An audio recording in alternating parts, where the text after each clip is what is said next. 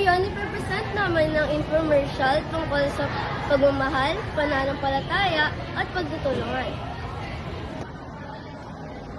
Pagmamahal.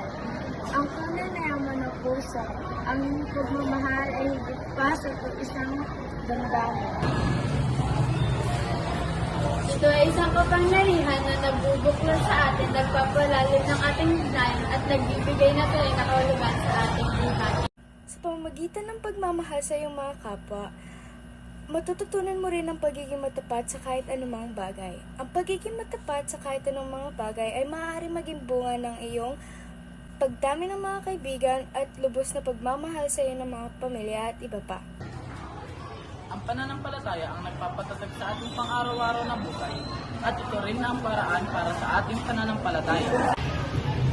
Ang aral mo sa pananampalataya ay ang paniniwala sa Diyos at palaging pagsisimba at pagdarasal bago kumain at bago matulog at pagkagising. Ang pagtutulungan ay ang pagsama-samang paggagawa o pagkakaisa ng mga tao.